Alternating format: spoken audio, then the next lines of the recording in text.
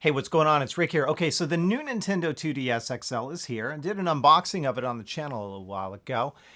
And a lot of you might be wondering if you should go and pick one up. Well, I've had time to play with mine for just over a week now. And I suppose the answer to that's going to depend on one key thing. And it's pretty obvious. A lot of YouTubers have said this on their channel as well, but it's true. Do you care about 3D? Because if you don't, then in my opinion, the new Nintendo 2DS XL is the way to go. Now, I'm going to tell you all of the pros and then a couple of cons about it so you can make a decision for yourself. But this is coming in at just under $150. It comes into a crowded landscape of 3DSs as well as even original 2DS. So why should you pick one of these up? Well, again, like I said, if you don't mind not having 3D, there are basically three key things here that stand out and make it kind of the must-have DS in my opinion. First off, portability. It's one of the smaller ones that we've seen while retaining the actual screen sizes of the new Nintendo 3DS XL minus the 3D. You also get a lighter DS, especially when you compare it to, again, the new Nintendo 3DS XL. And then also, and this is really a biggie for me, it's kind of understated, but it's a biggie, it's really ergonomic. Now, they've rounded off the edges here, so when you're holding it, your fingers just naturally wrap around the edges, and these shoulder buttons are extremely easy to press. That wasn't always the case for me, and I did find that pressing the ZL and the ZR buttons on, let's say, the new Nintendo 3DS XL, that was a little tough to do for me. Not the case on this one. So it's absolutely a joy to play with. I've done a system transfer. I've moved all of my content from my new Nintendo 3DS XL to the 2DS XL, and I'm not going back. So again, a lot of you are going to say, well, I don't know. Well, again, it really depends upon if you care about that 3D feature or not. I find that I never really use it. Sure, I flick the switch and turn it on a couple of times, but at that point, it's more of a novelty and it doesn't add a whole lot to any of the games that I have. Not to mention, there's no games that basically you're not going to be able to play with this system. I mean, just because it's missing 3D capabilities doesn't mean you can't play those games. So there's a lot to like about this. Now, of course, in the package, for the first time in a long time, you're going to get a charging cable.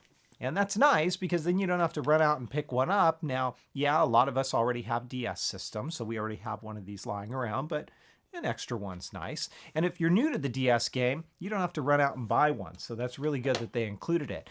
Remember, you're getting all of the feature functionality of a 3DS and a new 3DS XL, including the enhanced C-Stick, as well as that NFC capability with Amiibo, where you can touch it to the DS and it reads them, and you can integrate them into games and things like that, in a smaller, lighter, more ergonomic package. Now, what are some of the things that maybe might bug people about this system? Well, first off, I will call out, again, one of the things that many people have mentioned, the stylus. Look at this thing. It's small. It's really small. Takes some getting used to. Now, admittingly, I don't really use this stylus very often, so it's not that big of a deal to me. Now, if you do, it might really make a big difference to you, and that's all going to be a matter of taste, a matter of preference, and also how it feels in your hands. So that might be a big deal to you. The other thing that people have made comments about is the speaker placement. They've moved from the top screen to the bottom of the device. Now, some people have claimed that it creates a weird, almost reverberation, or when you crank the volume on this, it creates some weird kind of echoing and things like that.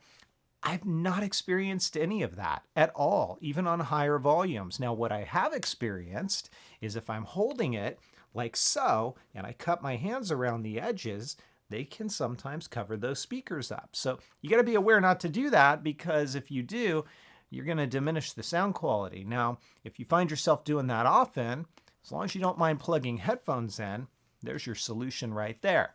This next one, well, this is really going to be a matter of taste as well.